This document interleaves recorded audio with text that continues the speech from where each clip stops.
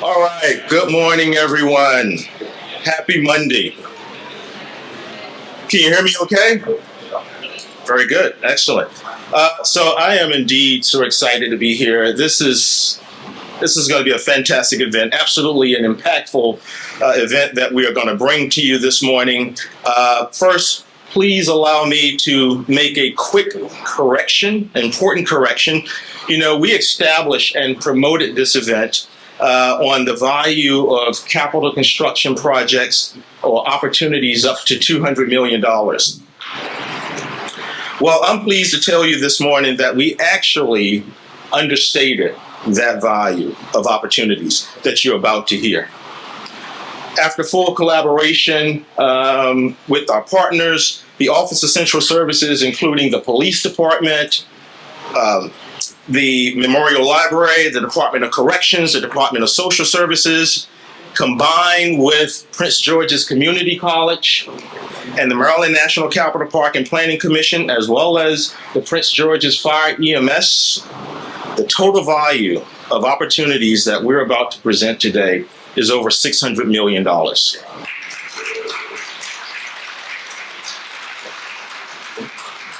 An astonishing number, if I may say so myself. So, Madam County Executive, I respectfully ask for an extended leave of absence so that I may start my own construction firm to participate in some of these millions of dollars. Indeed, folks, this is going to be jackpot lottery numbers that you're going to hear today.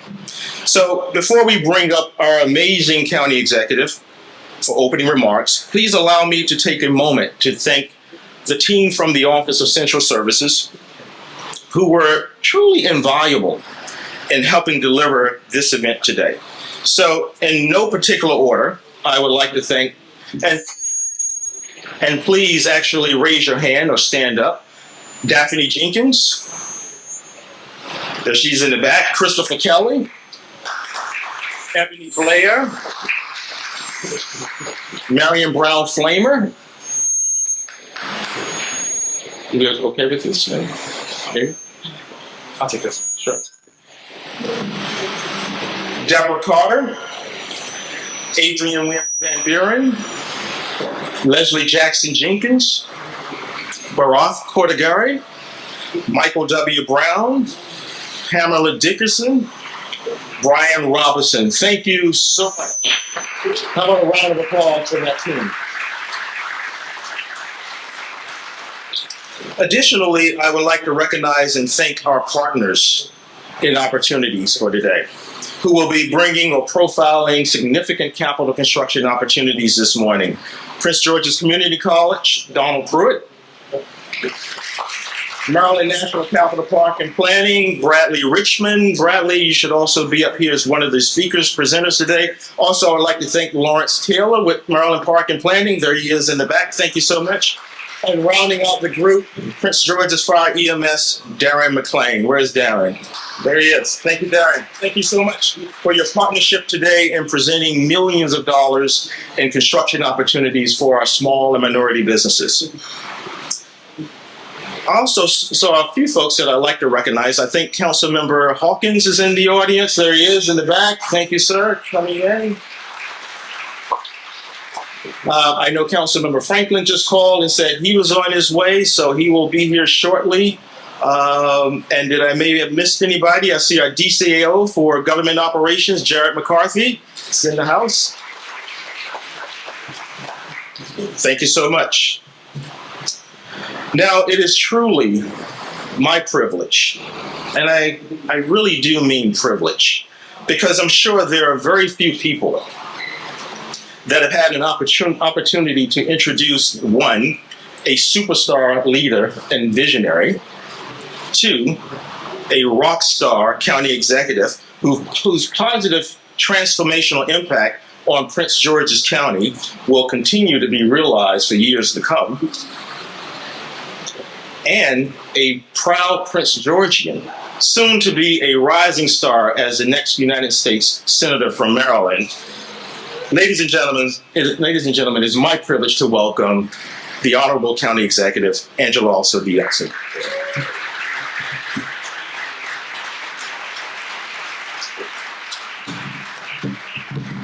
Good morning, everyone. And it really is a great morning. I hope you all are feeling as great as we feel to be able to have a day like this. And Director Butler and I hope you also have enjoyed all of the continental breakfast, especially the fruits and everything. We had to bake all of those goods and cut up the fruits this morning. And so we are hopeful that you enjoyed it. I want to just take a moment to thank Director Jonathan Butler for his leadership.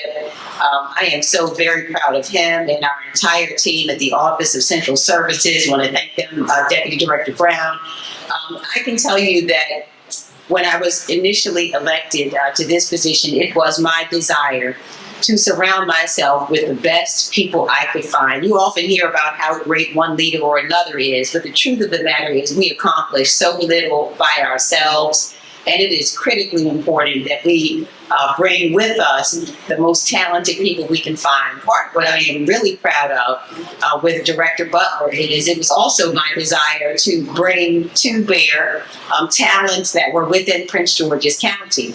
And it was the case that Director Butler had been working in another jurisdiction that will not be named called Washington, D.C. When I interviewed him to say, what on earth are you doing over there when we can surely use your talents to help grow and invest in our amazing community here in Prince George's County? So that is what today is about. I am so delighted to be here today to celebrate our growing minority construction industry. I want you to know that Prince George's County stands tall with our small, local, and minority-owned businesses. We know that these businesses are extremely important to the future of our county. And I want to thank all of the agency representatives who are here today. We've already heard from our Director, Jonathan Butler, again to our Deputy Director, Michael Brown. But I'd like to also thank all of the other leaders who are here today who have supported this effort and helped us to put together today's program. We have representatives from the Department of Corrections, the Police Department, Fire EMS, Department of Social Services, the Memorial Library, Maryland National Capital Park and Planning, and Prince George's Community College.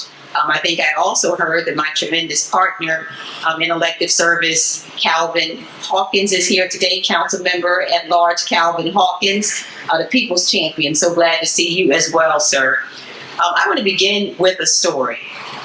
Did you know that here in Prince George's County in 1909, at the College Park Airfield, Wilbur Wright taught two men to fly?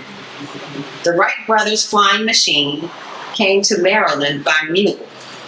A corporal, 10 privates, and Wilbur Wright worked together, flying the first Signal Corps plane, a two-seater made of cloth, wood, and metal that could fly at just over 40 miles per hour. Starting in 1909, Wilbur Wright taught two Signal Corps officers to control the machine. And even though the airfield nearly closed after 1 year, the following year, the Signal Corps returned to open the first military aviation school.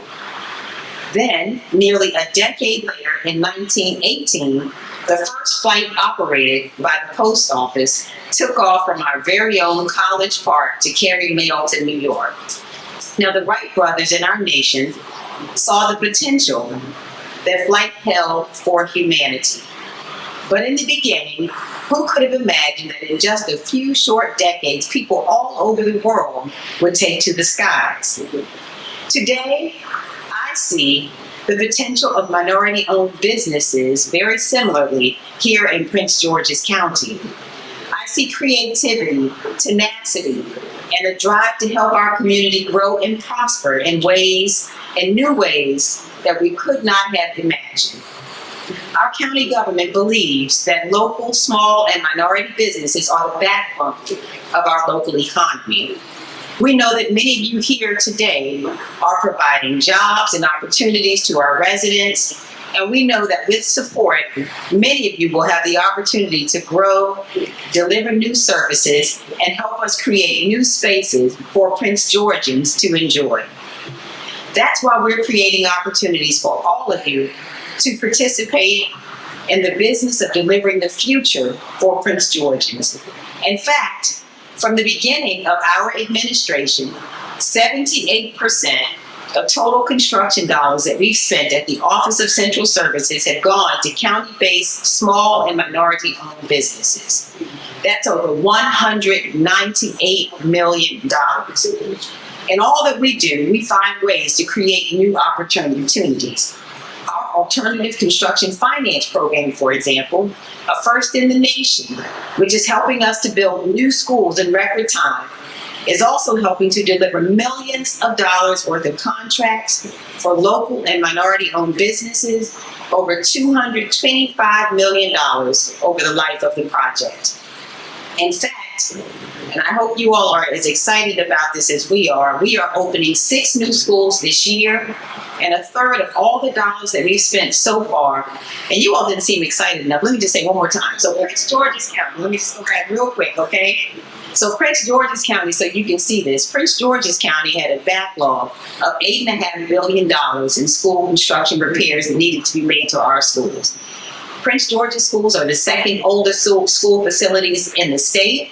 Over 40% of those schools are 60 years old or older, and our children sat in school buildings that were falling down all around them, and I believe signaled to them what we believed about their dignity and what we believed about their potential.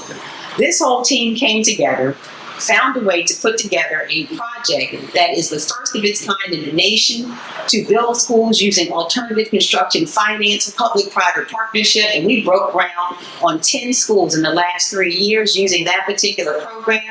We're opening 6 of those schools this year. We're breaking ground on another 8. And so this administration will have delivered 18 schools in a 6-year period and simultaneously supported small, local, and minority businesses at a rate of $225 million just to start. So that, for me, very exciting. And I want you to know that over a third of all the dollars we have spent so far have gone to minority business enterprises, exceeding our initial MBE requirement. That means that we are creating new spaces for our students to learn while we respect their dignity, and at the same time, we are creating opportunities for our residents to grow businesses and generational wealth in our communities. Now, along with projects like this one, we've increased procurement opportunities and business assistance across the county. This year alone, in our budget, we're offering over $17 million in business assistance for minority-owned and county-based businesses. We're including all of you in the process of building this community. As our redevelopment at Cheverly moves forward, over $1 billion in private equity and investment will follow. Through minority equity sponsorship, we're securing dividends for minority-owned businesses. And we'll have small, local, and minority-focused procurement opportunities here as well. I hope that you have heard, whoever has not heard about Cheverly, you got to look out for Cheverly, which happens to be the highest point in Prince George's County, will be redeveloped. And to be told at a further time, I want you to know that at a floor, we have worked to make sure that on an equity level, we have 40% participation from small, local, and minority businesses in that project, absolutely unheard of. Now, all over Prince George's County, we have already planned, and I had to change my talking point here, because I had $200 million, and I had learned today that this team is so super bad that they had gone on and tripled that, and we now have $600 million for county-based procurement opportunities in Prince George's County. But today is more than about celebrating our success. It's about highlighting new procurement opportunities and helping to show all of you how you can get involved and be a part of the greatness that is growing here in Prince George's County. We need more applicants for county contracting opportunities, more people participating in our procurement process, and more small businesses taking advantage of capital construction opportunities within our county government. We're excited to work with all of you, because as we invest in local businesses, we deliver for Prince George's. The more people we have involved in county procurement, the more value we deliver for hard-working residents. Today, each of you have a rare opportunity to join the team of Prince Georgians working with county government to make our community an even greater place to live. We have representatives from county agencies who want to partner with you and your business, and we're here today to help you navigate the process and to start something new. I also want to thank, I was remiss in not thanking our deputy who is here, Jared McCarthy, who is just one of our deputy chief administrative officers who does an excellent job. I know many of you have had an opportunity to work with him. I want to thank him for his leadership. Our county has a rich history full of firsts. Prince George's County is a place that is filled with opportunity when we take the time to invest in one another, to share each other's vision. Time and time again, our faith in one another is rewarded when a new idea takes flight. So I want to thank all of you again for being here today and for working to partner with us in county government. We surely do appreciate your commitment and your investment. And you know what? The best is still yet to come. So thank you so much. Enjoy today's program, and thank you again to our amazing people.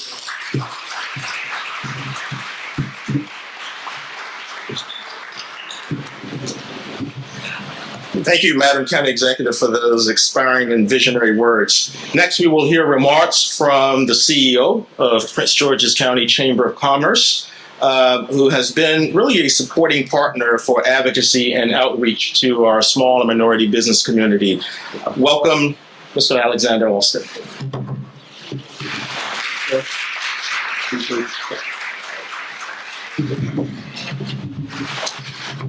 Good morning, ladies and gentlemen. You have to forgive my excitement. When I heard 600 million, I said I'm going to keep my speech to 30 seconds because we don't need to hear much from me this morning. But I want to again introduce myself. I'm Alexander Alston. I'm the president and CEO of the Prince George's Chamber of Commerce. And first and foremost, I'd like to thank the county executive for your leadership, for just your vision. One of the schools that you mentioned is Suitland High School, which I'm an alumni of, so I'm very proud of that fact. And, you know, to talk about where we're going, I'd also like to recognize the team at Office of Central Services with Jonathan Butler, your leadership, with Deborah Carter and the rest of the team for your partnership. Again, I know we've already kind of, given some excitement, but I'd like to hear it again. We said $600 million. Yeah, I'm the only one excited. $600 million. If you don't want it, you send it to the chamber. But today, as I said before, I want to shed some light on the exciting transformation of opportunity in the construction that will shape our future. You know, we're on the brink of a revolution driven by innovation, sustainability, and a relentless pursuit for efficiency. From integration of cutting-edge technologies to the growing emphasis on sustainable practices, the future of construction promises to be awe-inspiring. I want to give a little bit of statistics. In the United States, minorities make up around 32% of overall construction workforce. This includes African Americans, Hispanics, Asians, and other ethnic groups. But minorities particularly have some challenges in the construction industry. You know, it's unequal access to education, biased hiring practices, and limited networking opportunities. This is why a day like today is so critically important. The construction industry is a significant contributor to the Prince George's County economy, with a significant number of development projects, both residential and commercial infrastructure related projects, creating jobs in construction that employs thousands of Prince George's County residents. Had a conversation with our partners over at Employ Prince George's, and we've identified that 7,920 construction companies exist that are registered in the county. Significant. Now, at the Chamber, one of our pillars is to focus on the construction and real estate industry, as it is one of the high-growth, high-demand industries for the county. You know, it's members like Mr. Brunson Cooper from Corning Construction, who, one, is representative on our board. We're providing leading projects and helping us to understand the landscape and the challenges that we need to face to advance our industries. And recognizing this demand, the Chamber is launching the Construction, Real Estate, and Development Industry Group to foster exactly what you said, Mr. Butler, collaboration. Our goal is to align the efforts among all stakeholders to continue to push this high-demand industry forward, both in Prince George's County, but also in the region. And it's clear to me that there must be continue to be a collaborative and finite focus, creating a prosperous intersection between the demands of the construction industry and the innovative needs of the fourth industrial revolution. For it is truly our time, and I believe and see that Prince George's County is leading the way. And the Chamber will continue to focus on construction where there's a merger of technology, sustainability, and innovation. You know, you got to learn to anticipate trends that are leading in smart construction, modular techniques, sustainability, robotics, and 3D printing. To my cover, we undoubtedly will shape the way that design is done here in the county. And as professionals in the industries, again, it's imperative that we embrace the challenges, adapt new methods, and continue to push the boundaries of what is possible. And by doing so, we create a more efficient, sustainable, and inspiring built environment for generations to come. Thank you all today. Congratulations on your success. I'll see you at the next 600 building.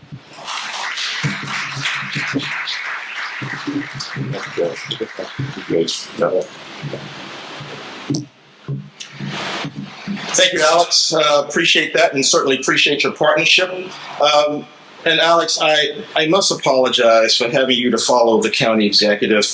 You know, following the county executive after she speaks is probably like, you know, the next singer or entertainer coming on stage after Beyonce. It's probably a little tough. All right, so who's ready to hear about $600 million in procurement opportunities or construction opportunities?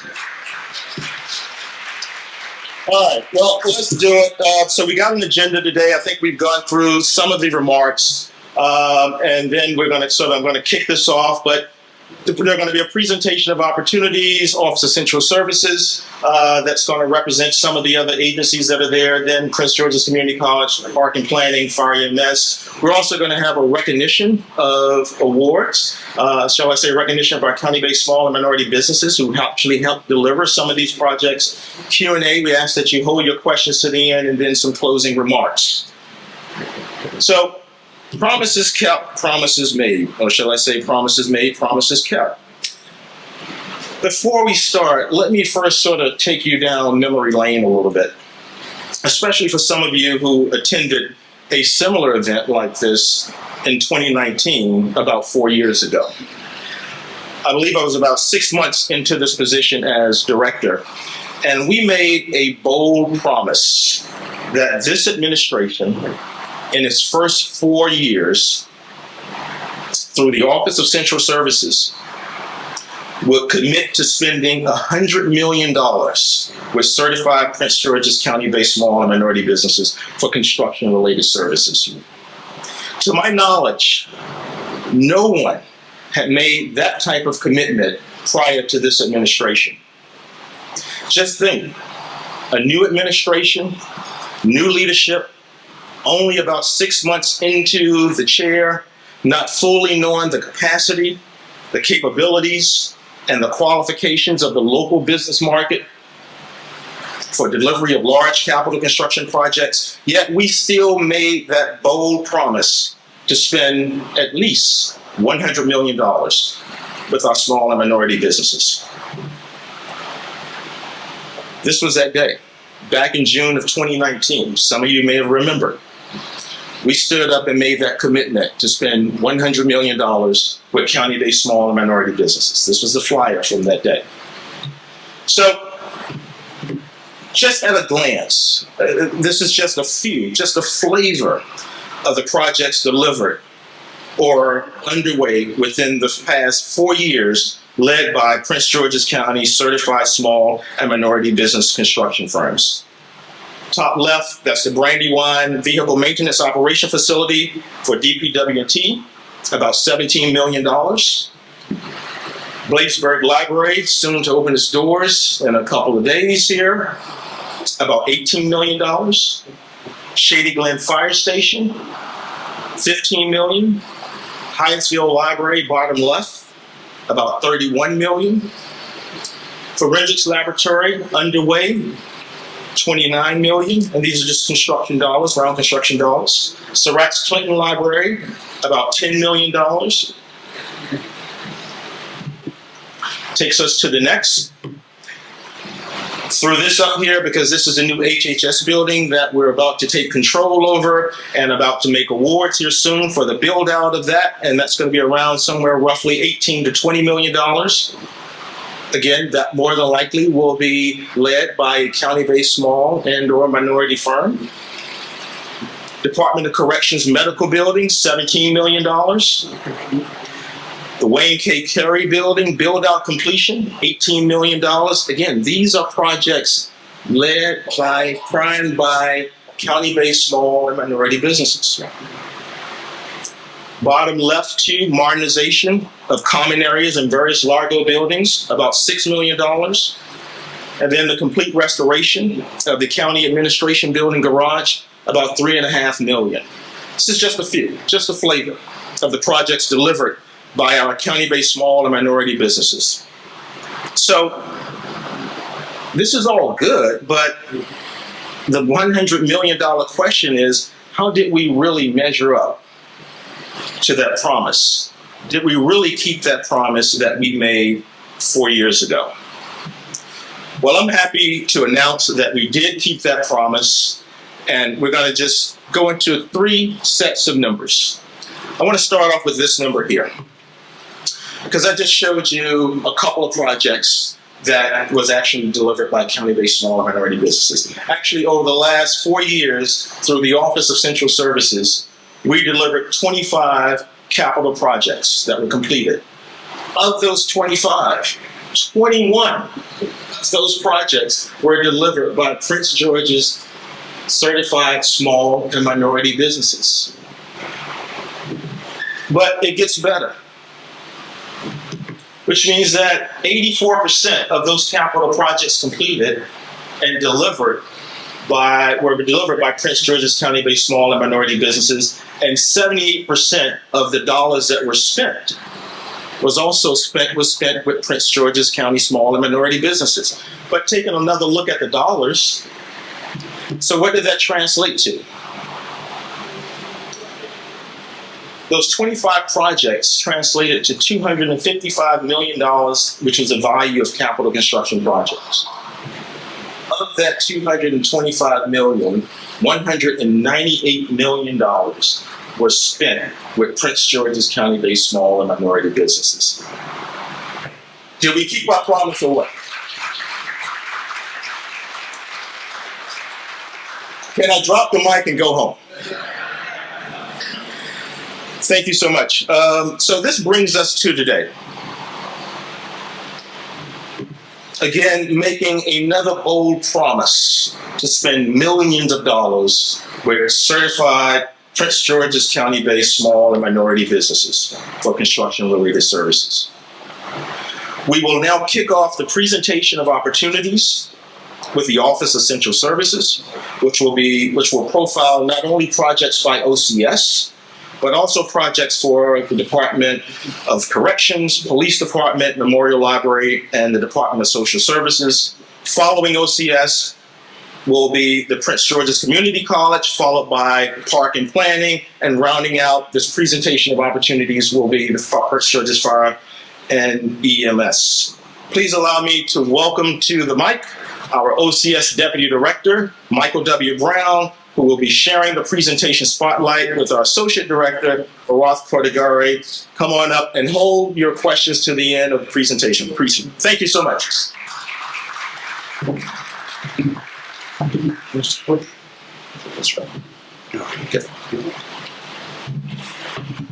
Good morning, everyone. It is a pleasure to be able to come before you this morning and take a look back, see the accomplishments, the promises made and promises kept. But as we know, it is often stated, what have you done for me lately? Now we transition into the forward look. What is available for you as contractors, vendors within Prince George's County as county-based small and minority contractors. And what we like to do is present to you the opportunities that are literally becoming available within days over the next 2 to 3 years, so that you have an opportunity to know what's coming, prepare your business to be able to participate, and most importantly, before we even dive into the projects, understand and make it a priority to register within the county under the SB3 program, get your certification, and be ready to take advantage of the opportunities that we're getting ready to share with you right now. County buildings. We have a general responsibility for all of the county buildings dispersed throughout the county. And we have dedicated dollars annually to upgrade, enhance systems, finishes, fenestrations of the facilities that we use on a daily basis to deliver services to the county, to the county's residents. $57 million over the next several years. For FY24, $17 million in place, ready to go. So this is an immediate opportunity, and we're looking at being in a position to move forward through the design and construction bids within the next 90 days before the end of this year. This affords us the opportunity to continue to be Prince George's proud as we go into our facilities to transact business, deliver businesses their needed requirements, as far as when you're going to DPI to take care of your permits. That is a government building. When you're going to various organizations within McCormick Drive and over near Andrews Air Force Base, there are government buildings throughout the county. And this affords us the opportunity to keep those vibrant, safe, and efficient. County Administration Building. Prior to the Wayne K. Curry Building, which is located in Largo, this was the hub of county administration activities. This building has been relocated.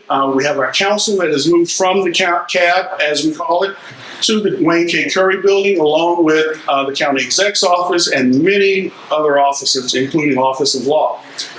This building is being repurposed to house other agencies within the county.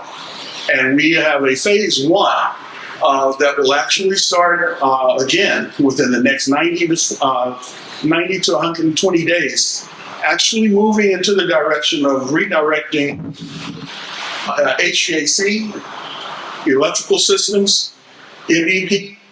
We're starting on with, as we call it, the guts, and coming back out to the finishes. There will be new entities located within that facility to continue to deliver services to the county. $25 million, and that's phase one. Department of Corrections, Upper Marlboro, round the corner from the CAB, literally, Brown Station Road. We have the County Correctional Facility and its various responsibilities throughout the county for those that are residents of the county. And we are continuing to invest in these facilities, not only the County Correctional Facility, but some of the administrative responsibilities and other programs. Within the County Correctional Complex, we have a 14,000 square foot building for $9 million, and it will house the detention facility, a home of the Detention Administration, pretrial release program, drug testing, drug lab, as well as community service program. And this is located again on the corner of Dilly Drive and Brown Station Road. This is a proposed new facility, and we are looking to deliver that so that we're continuing to deliver services to the county residents as well as those that are service vendors to the county. Central control.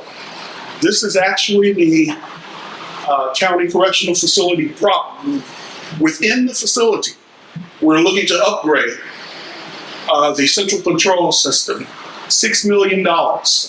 highly technical. This will involve surveillance, monitoring, all within the county jail. And we're doing so with the latest technology to bring the county facility up to the current standards and actually project into the future so that we're able to have a facility that moves with the county as we move forward. Detention center improvements. The county jail outside of the monitoring area. These are housing units, common areas, kitchen area that we're reinvesting in the infrastructure. As late as within the last 30 to 45 days, receiving confirmation on those designs that are required in order to move us forward so that we can get contractors' proposals and move forward with the opportunity to move throughout the next 24 months so that we're able to bring the county up, the county facility up, and maintain it as we go forward. $12 million, not only for fenestration repairs and system upgrades, but we will be able to provide an enhanced experience and environment for those that are residents of the county.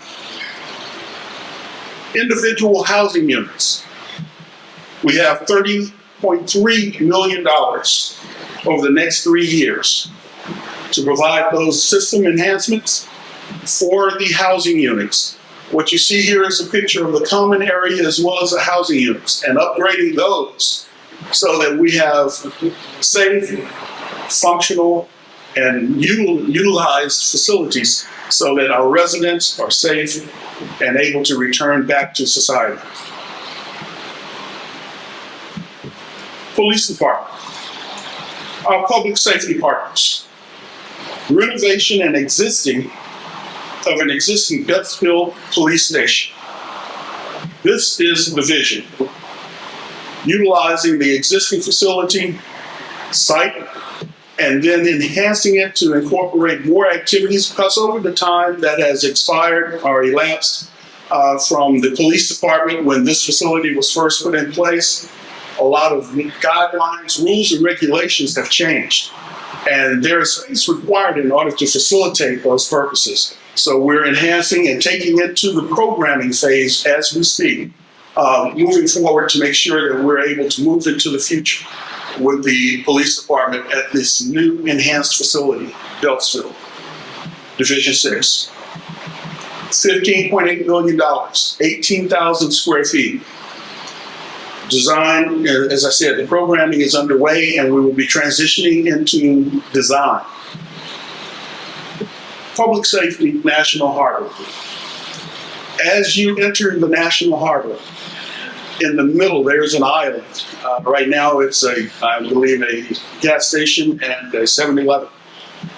Right in that close proximity will be this new enhanced safety facility, which will incorporate the police department, fire department, park police, and deliver services immediately to National Harbor and surrounding areas when necessary.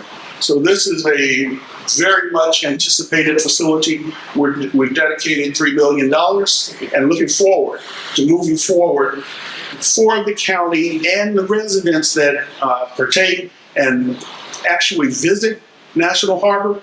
But most importantly, we want to make sure that anybody, when it comes to tourism, when it comes to residents wanting to enjoy themselves at National Harbor, that they know that they can do so feeling safe and provided for.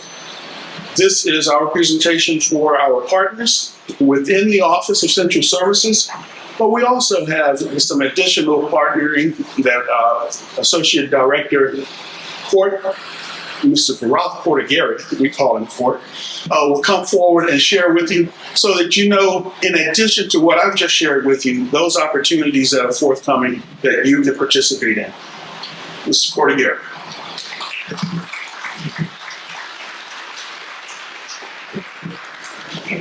So, yes, Adam. Yeah. Good morning, everyone. Company executive, councilmen, BCO, directors, and deputy directors. I'm going to present a few projects that's coming up for Memorial Library, Department of Social Services, and for Department of Health. This project is still in the planning stage. We are in the site selection. We are planning to build a 30,000 square feet library in the Langley Park area with a budget of $26 million.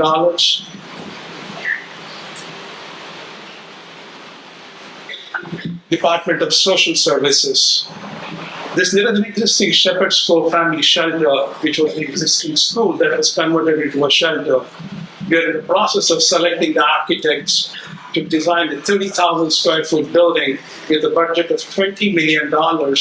This will pretty much house single women and families who are needs in the transition.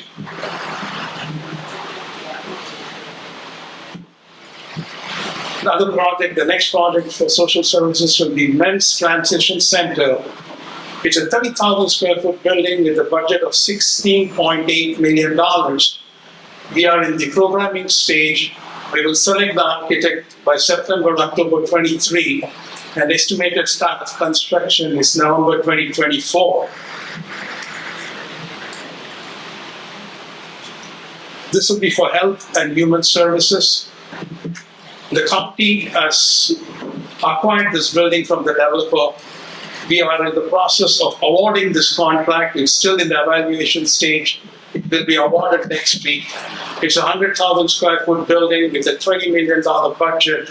This will house the health department administrative offices. This is a brand new project. The company has decided to relocate the Cheverly Health Center from Hyattsville to Greenbelt area. We just closed on the building near Greenbelt. It's an 85,000 square foot building. We are planning to do a tenant fit out to move the entire clinic from Hyattsville to Greenbelt. We have a budget of $16 million on this project. I'm going to hand it over to Community College.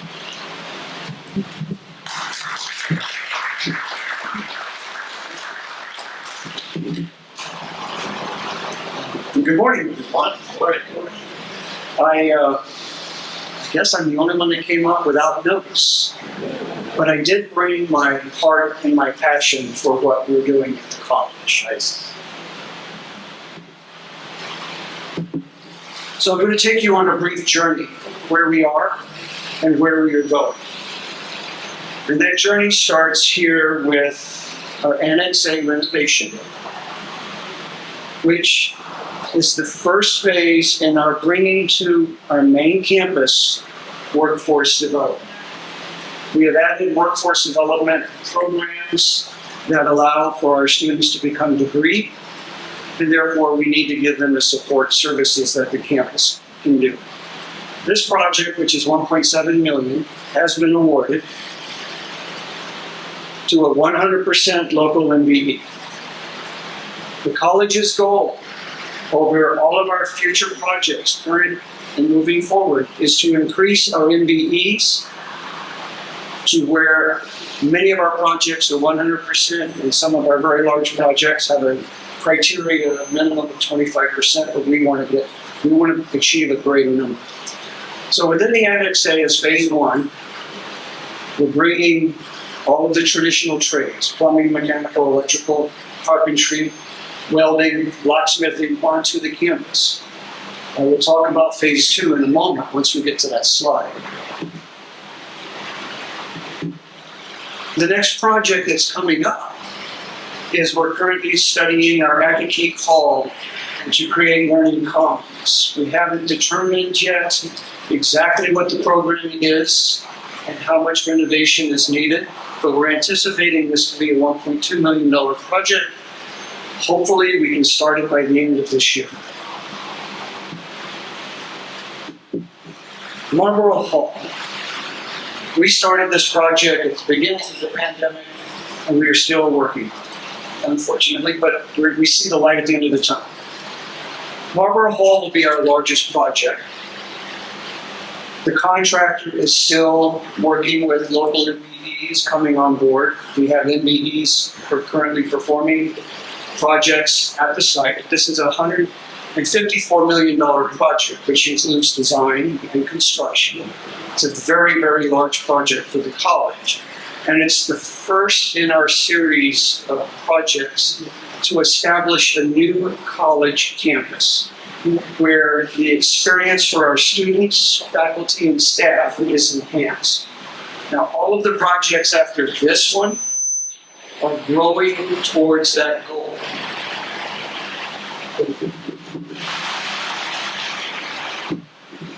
Duke Student Center. This is the next one following Marlboro Hall. It's a $69 million project. It's currently in design. We are hoping to put it out for bid in the next 3 or 4 months as a CMAR process or CMAR formatted project. This will replace the current Duke Student Center, which is 2 stories. We plan on building 3 stories. And within this facility is all new supporting environments for our students, new food service, new bookstore, new meeting and banquet facilities so that we can bring in the community and allow for our culinary department, our hospitality group to help support the banquet facilities. We will also have a new Ready Forum Theater in this facility.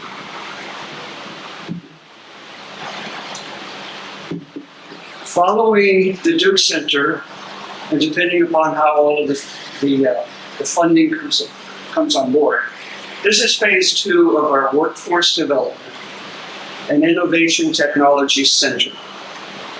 This is where we're going to make the big statement for the county. This is where we're going to bring in innovation.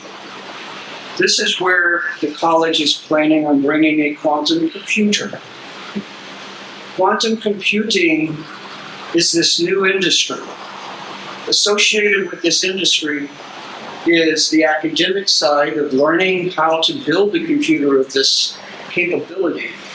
But what we've learned is that there is a shortage worldwide of research assistants and those technicians who can actually build a computer.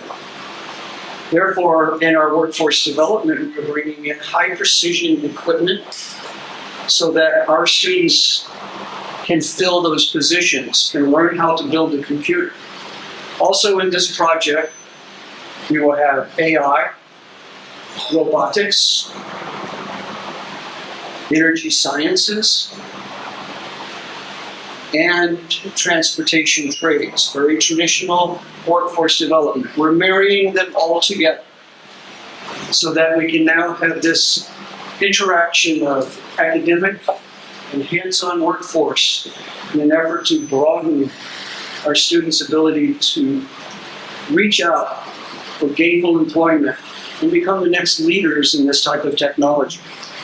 Keep your eyes open. This project, when it hits the street, it will require the design team to have an understanding of how to clean power.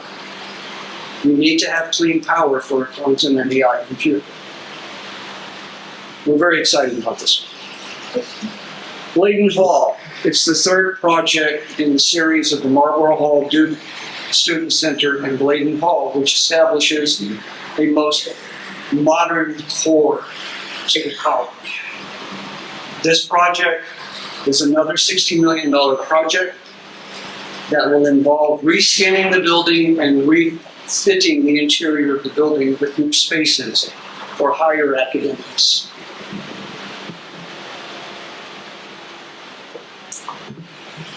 One of our projects that we want to get off the board is our track and field athletic complex. We need a track for our students to compete on that is certified by NCAA. Currently, there is no track in the county that can support this outside of the University of Maryland. We need to open this up for our students as well as the community. New soccer complex, new grandstand, a whole new complex. This one, we were working on, had to put it on hold because Dr. Williams, our new president, wants to add some things in. Keep your eyes out for this one in the next year or so. Chesapeake Hall. Chesapeake is our science building. It has all of our chemistry labs.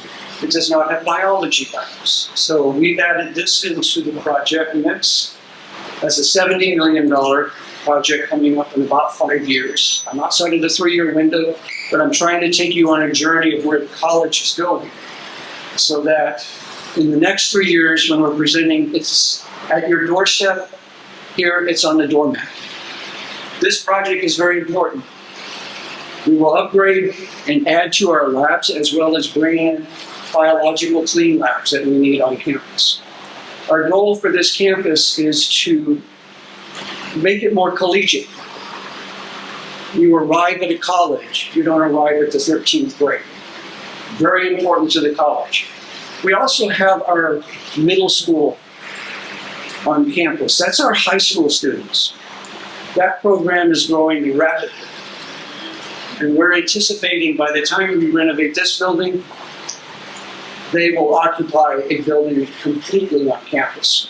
So we're excited about our high school students moving into our innovative technology. I think this is my last one. Yes. So I just want to close by saying these projects that we've shown are our Largo campus. The college is actively seeking a southern campus, full service, where we will also bring in robotic manufacturing, advanced agricultural and food service technology, many other programs that we cannot find nearby. And we want to open the door for our future students. Thank you.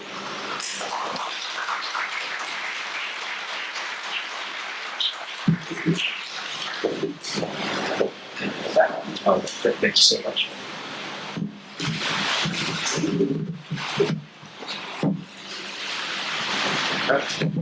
All right, good morning, everybody. Thanks for being here today. This is a fantastic event. We have a fantastic turnout today. My name is Brad Richmond. I work in the Commission's Department of Finance and the Corporate Procurement Service Division for MNC PPC. My primary role is to provide procurement support and oversight on a commission-wide basis for both Prince George's and Montgomery counties with a specific focus on capital improvement projects and related professional services. I work closely alongside our dedicated capital procurement managers for respective CIP sections, as well as the Office of Supplier Diversity and Inclusion. I would like to thank Prince George's County Supplier Development and Diversity Division and Inclusion, along with Mr. Lawrence Taylor and MNC PPC's Office of Supplier Diversity and Inclusion for facilitating this event and providing the opportunity to share more information about the Commission's upcoming projects. I would also like to thank Mr. Ron Peel from Montgomery Parks Capital Improvements Program Manager, Ms. Lisa Alderson, Montgomery Parks Contracts and Procurement Supervisor, and Ms. Bridget Stesley, Prince George's County Park and Planning Development Division Chief. Ms. Stesley and Mr. Peel will be presenting specific construction opportunities for their respective counties. I know we had quite a few presentations today that are focused in Prince George's County, so I don't want to take up too much time from other organizations and agencies who are presenting here today. However, we have prepared a few slides today that will showcase some of the upcoming opportunities that the Commission has to offer for construction and related architecture and engineering services. In terms of Commission-wide sourcing events that will provide services for both Montgomery and Prince George's counties, FY24 is shaping up to be an exciting year as a number of Commission-wide initiatives will be solicited. I wanted to start briefly today with just a brief slide to hand out here how to do business with the Commission and give you a little bit of background about what the Commission does. About us, we're a 6-time National Gold Medal winner, founded in 1927 and chartered by the state of Maryland. We operate and maintain 27,000 acres of parkland in Prince George's County and 37,000 acres in Montgomery County. We provide service for both Montgomery and Prince George's counties, including recreation programming in Prince George's County. We're responsible for land use planning and development of the region. We protect and steward natural, cultural, and historic resources. We're actually in one of our historic properties today, the beautiful new White mansion that we're very proud of, and the Enterprise Golf Course right over here, obviously. A little bit of how to do business with the commission. Number one is we urge everybody here today who's interested in these upcoming opportunities to register as a supplier. It's the number one way to hear about upcoming opportunities and solicitations that are posted. After registering for electronic bidding on our Procure Now and OpenGov system, you'll then have access to solicitations that are coming through the pipeline and be able to submit bids, proposals, depending upon the source selection method for those opportunities. We urge everybody to register. That's the number one way for us to do business and for all the suppliers here to get your foot in the door. Solicitation types, we offer a large variety of source selection methods for varying projects, including request for proposals, invitation for bids, request for quotes, request for qualifications, multi-step sealed bidding, and also to purchases under $10,000. We don't necessarily require competition, so I always urge and recommend everybody to get out there and visit specific commission facilities to help get your foot in the door too. A couple helpful tips for success: attend pre-bid and pre-proposal conferences, ask questions, sign up to receive notifications, thoroughly review all the solicitation documents. Persistence, network with larger prime contractors, submit responsive and responsible bids and proposals, provide value-based services and a commercially useful function, and connect with operational staff to inquire about the purchasing needs of individual facilities. A little bit about what we procure. If you can think of it, we probably procure it. We have a diverse portfolio of facilities, properties, including construction, major maintenance, architecture and engineering services, professional services, goods, fleet, legal services, IT, and telecommunications. It looks like the first one is actually located in Montgomery County. Mr. Ron Peel can come up and talk a little bit about this project, please. Thank you, Brad, and good morning, everyone. Again, I'm Ron Peel. I'm the Capital Program Manager for Montgomery Parks, and I wanted to spend a couple of minutes just to highlight a few slides we have here to feature some of the projects that we have ongoing in Montgomery Parks. First one here is the Newton White Mansion, which is roughly a $4 to $5 million project. Excuse me. And it's schedule-wise is estimated the date for design. Design is actually completed, and the estimated start date for construction is January of next year. And we're excited about this project, and hopefully the project itself is a North Branch Trail, which we have it's a grant funding project, and we're excited about it, obviously, because of the partnership with the federal government and what the project itself entails.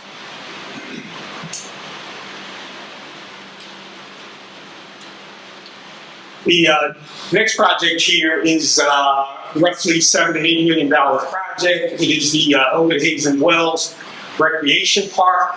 Estimated start for design. Well, design was actually started. It's about 90% complete. And the estimated date for construction, again, is January of next year. This is another project that we're excited about, and it entails the renovation, new carousel building, 3 new playgrounds, skate parks, and trails. So the scope of work is sort of varied with the project entails.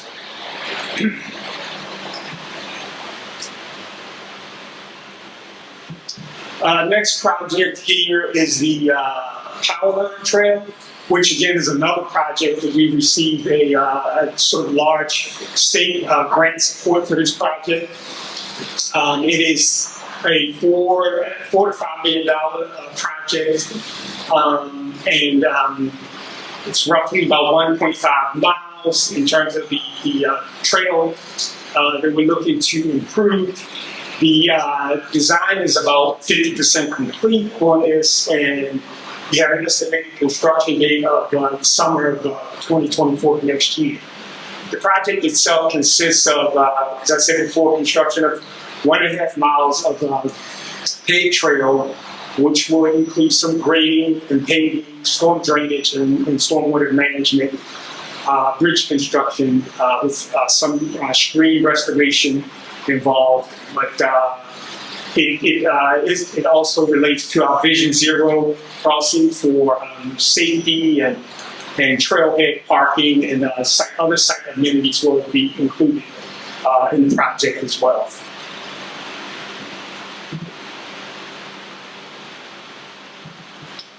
This project actually is the Saddlebrook Park Police Headquarters renovation, and roughly $2 to $2.5 million project in the Silver Spring area by Mayhill Road. It's about 45,000 square feet. Design is about 80% complete on the project. Our estimated start date for construction is the spring of next year, 2024. And the project itself entails, it's the Saddlebrook building, which is the home of the Montgomery Park Police. But it's to build originally built as a school, I'm sorry. But the project itself includes replacing existing HVAC system, a new VRF, variable refrigerant flow system, repairing domestic water spring, and installing new electrical wiring. And I think that's it for March in terms of projects.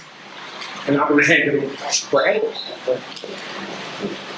Thank you, Ron. Me? It's you. Good morning, everybody. I'm Bridget Stesney. I'm the Division Chief for Capital Planning and Development at the Prince George's County Department of Parks and Recreation. This slide is about our new North College Park Community Center. We're looking to design and construct a new community center in the North College Park area. Last year, with the community and our staff, we did a feasibility study, and so we have identified a site, and we have a detailed space program. We are now in the process of finalizing the acquisition of this property and excited to enter into some design build services later this year. So this new facility will be about 14,000 square feet with about 3,000 square feet of exterior space. Inside will be a gymnasium, some fitness spaces, teen and senior rooms, and of course support and administrative spaces. And outside, we need to host the community farmers market, which we're really excited about, as well as offer some outdoor recreation opportunities. Our estimated budget for this one is about $18.3 million. Sorry, one slide. Uh-oh. Oh, there it goes. Sorry, I must have hit the button too hard. Next one, this is our next multi-generational center. In the last few years, we've opened up 2 multi-generational centers in the southern part of the county, and now we'll be looking to build one in the northern part of the county near Prince George's Plaza. These multi-generational centers are really key to implementing our department's master plan, and takes our community center model and really kind of blows it up and increases the square footage so we can offer programming and services to the entire family. So this one will be on Adelphi Road in Hyattsville, approximately 80,000 square feet, needs to feature indoor aquatics amenities, at least 2 gymnasiums, an indoor track, multiple flexible program spaces, and fitness centers, not only for group exercise, but also weight facilities. Again, we worked with the community already and have a pretty detailed space program of what they'd like to see, and some early concepts just to help inspire our design team. So last year, we completed the assembly of the nearby property so we could implement this, and we're now looking forward to moving forward design and delivery of the project. And that's it for us. Thanks so much. Thank you, Bridget. And that's going to be it for us. I do want to mention 3 other quick opportunities that we do have on a commission-wide basis, spanning both Prince George's and Montgomery counties. This year is an important year for us. We're going to be soliciting a variety of construction and construction-related services, but I just want to briefly talk about these. One of them is going to be our on-call multidisciplinary architecture and engineering contracts. The last time we procured these services was in, I believe, 2017. Provides a great opportunity for all firms today here to provide professional services for the commission, including architecture, planning, MEP, you name it. We're going to be soliciting those services later this year. We expect to award sometime on, I guess, the early part of 2024. Last time we went around, we awarded nearly 75 contracts, and we spent between $5 and $10 million a year on those services. So everybody here today, please get registered. That RFP will be coming out soon. We are also going to be soliciting our on-call trade services, specific trades that provide for major renovations and rehabilitations for all the commission-wide facilities across both counties. That's a great opportunity as well. I believe we have 10 contractors on board, and we're looking to expand those services and really get as many qualified contractors under contract with the commission and start providing that work. Finally, last but not least, we're also going to be soliciting our on-call historic trades properties renovations RFP. Currently, we're in a bidding year. So the last time we went was 5 years ago. We currently have between 10 and 15 contracts that provide direct service for all our historic properties and our historical portfolios. So if your firm has that expertise, or is looking to gain some of that expertise, that's a great opportunity. Once again, we have it split out by discipline. So a variety of disciplines: framing, timber framing, windows, plaster, also construction manager at risk services, and also construction manager as an agent services. So be on the lookout for that. Like I mentioned before, please get registered to do business with the commission. I'll have my business cards back here on the table. If anybody would like to take those, you can reach out to me and contact me directly, and I can provide some more information on how to do business with the commission. So thanks for being here today. Really appreciate the opportunity to speak in front of everybody, and looking forward to doing business with everyone here. Thank you.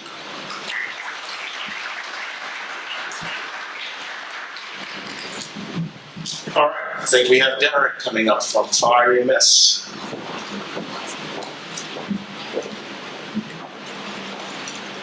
Good morning, everyone. I'm excited to be here. Thanks for everybody coming out. Great event. Thank you to Mr. Butler and the team from the Office of Central Services for putting it together. Look forward to continuing our partnership. We look forward to continuing our partnership. Also excited about our future, Fire EMS department, and where we're going, how we're moving forward. Look forward to the projects. Look forward to working with everybody. Acknowledge a couple of members of our fire department facilities team, Mr. Tyrone Simmons and Mr. Thomas Simmons. Thanks for coming out. Again, get started.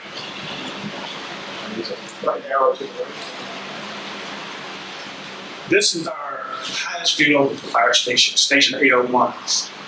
We will have a complete extensive renovation for this. Working on the programming. Right now, we hope to have it, construction documents and design done sometime at the end of the year and get it to permitting. So this is a project coming to you soon. Fire station renovation. This is big for us. Over 80% of our current fire stations are over 40 years old. So we're investing a lot of our money into fire station renovations, to include a lot of MEP work, bay work, exhaust systems, and look forward to that. Lighting upgrades, ramp upgrades, a lot of concrete work. So that's what we have coming for this fiscal year and into the next fiscal years. This is another shot of Hyattsville. This is where the New Laurel Fire Station will go. It is a lot on Laurel Lee Road, excuse me. This will be a new fire station, 4 bay.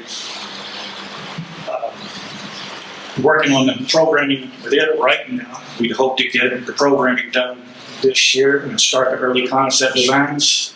So it's a project that will be coming in the near future years, hopefully within a couple. This is the new Oxford Hill Fire Station. It is located on Clipper Way. It is located behind Topgolf and Oxford Hill High School. This will be a new 5-bay fire station, 22 bunks. It will also host our technical rescue team. The design and construction plans are complete. We look forward to getting it out for peer review and permitting. So we hope to have this one ready to bid early next year. Thank you. Appreciate you. Thanks for coming out.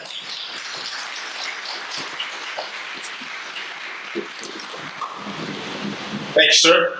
Appreciate it. All right, you just heard $600 million worth of construction-related opportunities. How about a round of applause for our presenters?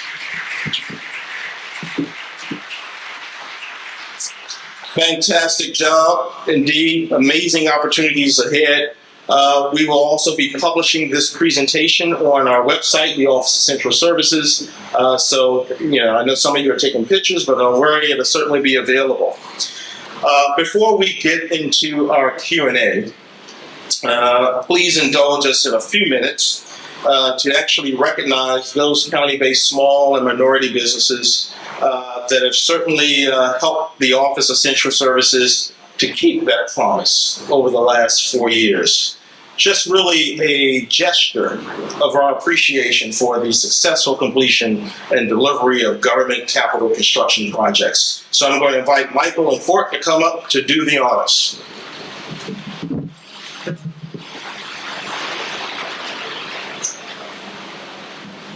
Thank you, Director.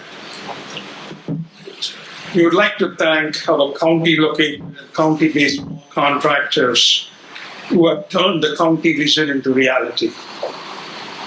The projects they have completed not only serves the purpose, but will stand as a symbol of your dedication and expertise. Even through the peak of pandemic, our general contractors continue to work and complete the project. It's important to recognize these completed projects are not just the bricks and mortar, they're about the county executive's vision and commitment, about the county progress, about the county's prosperity, commitment to sustainability, construction, boosting local businesses, and contribute to the overall well-being of the citizens. The Office of Central Services have chosen following contractors for the CIP awards. Not in particular order, I'd like to call on Cornick Construction for successfully completing Shady Glen Fire Station.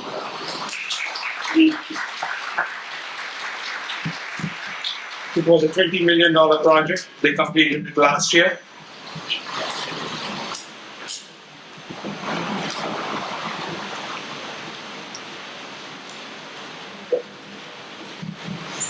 Warren Bills,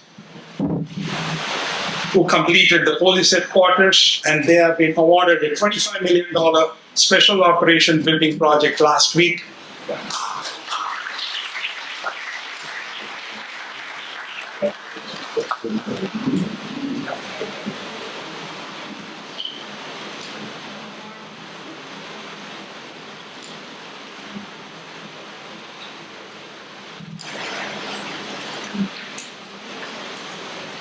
Nadi Construction for completing WKC building, Laurel Library, Department of Correction Health Center.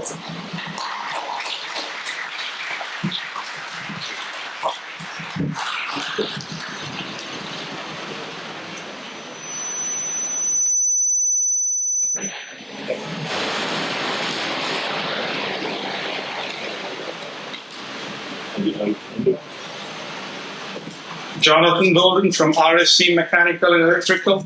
They pretty much support our facility maintenance of all our county buildings and major HVAC projects.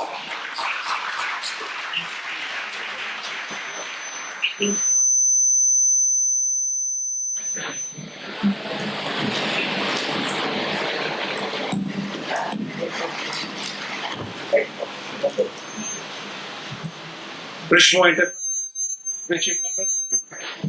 for completing Brandywine Maintenance Building, a $25 million project.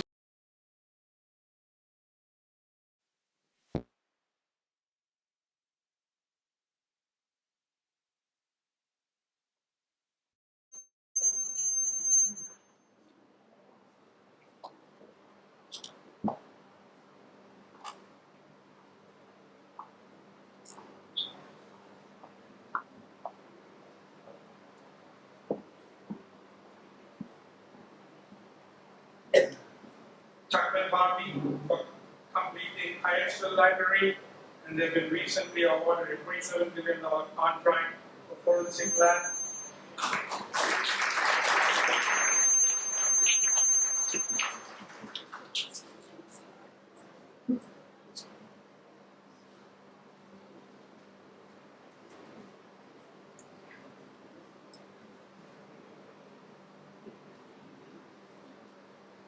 Specialty Construction Management for completing county administration command repairs, and FAA building upgrades for Largo area.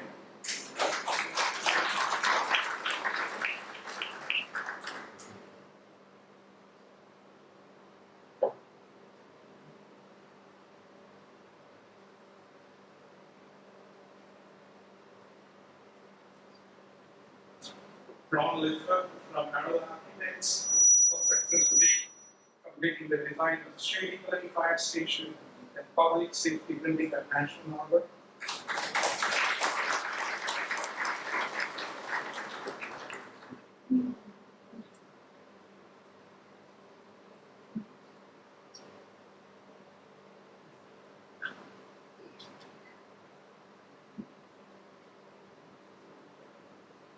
Kate Dixon Architects for the AD Architects for completing forensic lab design and Largo building FAA upgrades.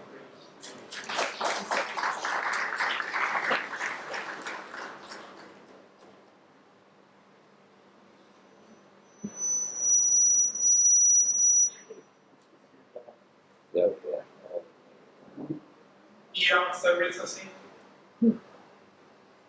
for various support of projects and facility maintenance projects.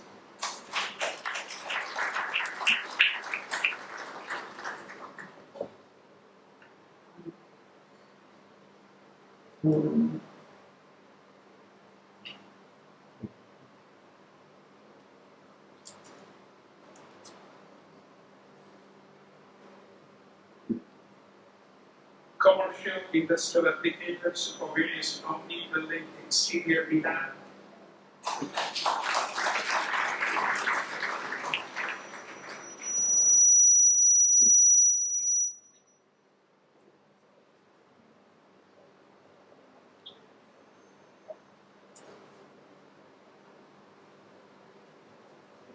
Hello Electric, working on some of the projects as a subcontractor on Gunbrain, Brandywine project, Lakesburg Battery project, and also they do our county car charging program.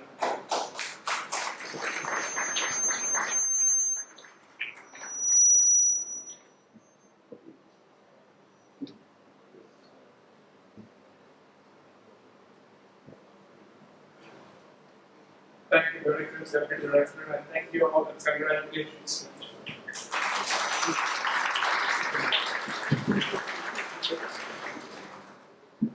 All right, so I think we're opening it up now for Q&A. Are there any questions before we close out?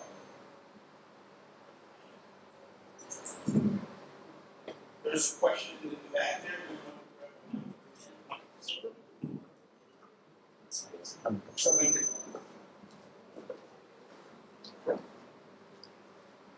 Oh, Chris got it, Mike.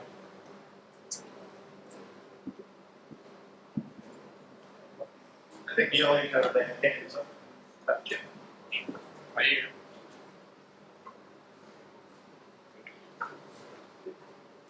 Hello, my name is Marina Anderson, and I am a resident of the Largo area. I noticed that you guys are a lot of renovation and expansion of the Prince George's County Community College. My question is that area is kind of tight, meeting local residents. I am concerned about the amount of space that you're trying to build there. Have you made any considerations in your construction strategy? And also, what are your intentions for the Maryland Global Satellite Campus, which is now being vacant, which could be also leveraged in this project? Good question. I'll bring it down.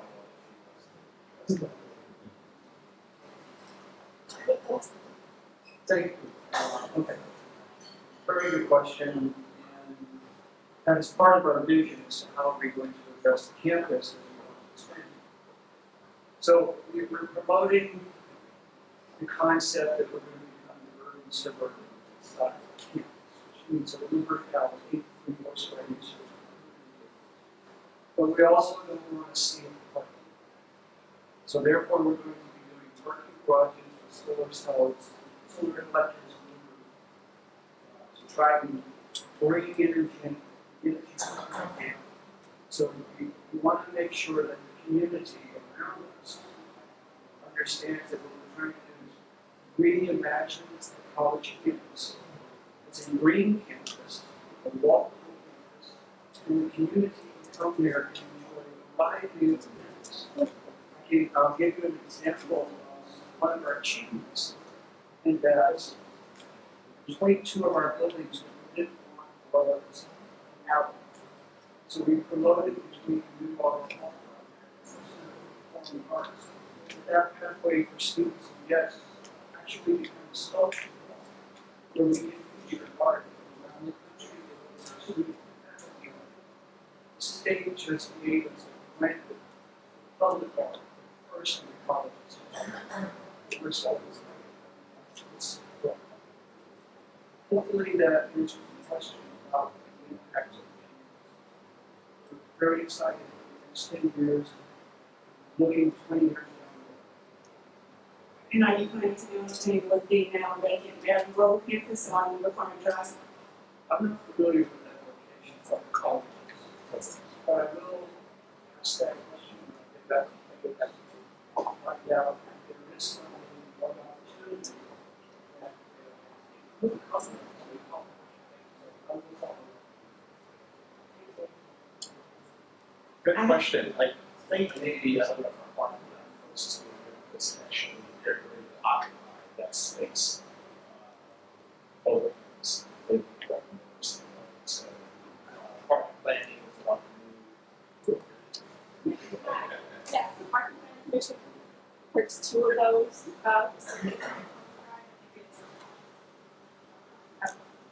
Hi, I'm sorry. Parking Plan Commission did purchase two of the buildings on McCormick Drive. I believe the addresses are 16, one is 1616. One is being renovated now for a move-in later this calendar year. And then the commission's still thinking about the second facility.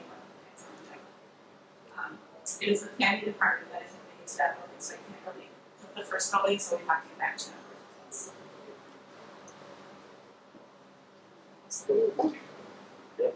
Thank you. Good question. Anyone there's question over here? If we could just form actually a line right here in the center, then we can take questions in the mic in the center. Yeah. Hi, good morning.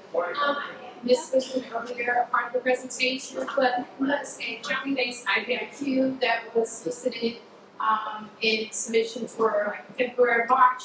Do you know the status of that was awarded and not even anticipated getting awards will be made? Yeah, great question. Good.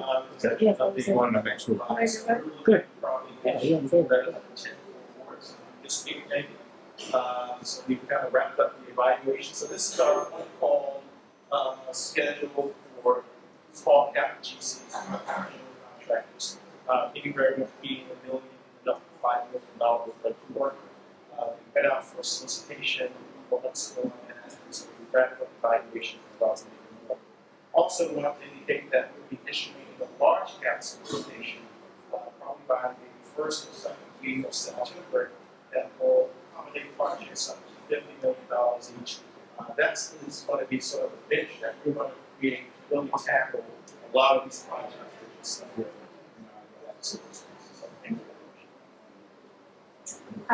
Can you speak to any projects or opportunities coming from the infrastructure bill at a high level of how we try to I can. So that probably would be bringing something from DPWT, possibly talk about our horizontal engineering type of projects. So apologies. But if you actually follow with this in car, I will follow up with questions.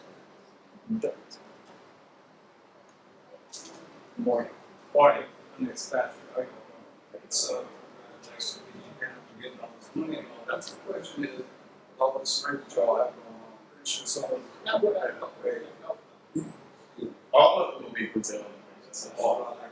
Yes. So, my curiosity is, we have enough, to have enough people rules, the rules that are going on, so on table, making sure that it has vision happen, and residents working on that. So, can you elaborate on that? Yeah, that's a great question. So actually, we do have a compliance unit within the Office of Civil Service dedicated to actually doing that prevailing monitoring, actually going out, looking at certified payrolls, looking at invoices that come in from the subcontractors to the client, making sure the subs are getting paid, making sure they're getting paid the rates that are actually proposed. So this is an outfit for an operation that we have dedicated staff that actually does that for Office of Civil Services.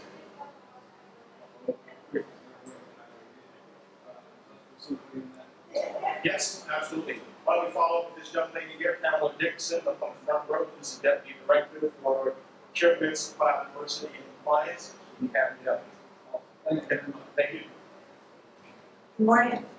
Henny Chalmers of Retier Thomas Architects and Engineers. The delivery system that you have conceived based on the presentation had always been design, build, I'm sorry, the other one. Design, bid, build. Bid, build, right. So is that the preference all the time? Which you not like the design build, supply can market? All of these are contractors around here. I love the question. So we're trying to move into that direction, more design build, because that really actually saves time and also saves money as well. You actually bring the designer and the GC to the table as one team, go through the design process, probability, cost, and all of that. So that is a project delivery format that we're going to be looking at. In the near future? Well, probably some of these unique projects that go out will be design. Yeah, sure, great question. Another question. I noticed in the last couple of years that our property tax has been steadily increasing in the county. And I noticed that you have a lot of huge budgets to these acquisitions in the future. What are some of the strategies to offset some of these costs to avoid our property taxes from increasing as you are investing in these acquisitions? Yeah, that's a good question. I really don't have a correct answer for that. Many of our projects are done through the issues of bonds, and not necessarily off the back of taxes. So there are general obligation bonds that can be issued for capital projects. Those are multi-year bonds, so I'm not sure if there's a direct correlation between the issues of bonds and property taxes. But we can follow up. One more question. For the fire station renovation program, I noticed that you have the National Highway Public Safety Center and also plan on expanding the fire station program outside the program. Will those two offset each other? It's such close proximity. You find that both of those programs are in such. Right, I'll let Darren answer that question, but I think the building at National Highway is a smaller footprint, is actually shared, I believe, with a couple of entities, not to the extent of what you're going to see on the way with the Oxford Fire Station, which is a legitimate fire station that will serve residents of Oxford. So two different functionalities for the facility. Good question. Thank you. Great questions. Thank you so much. How about a round of applause again?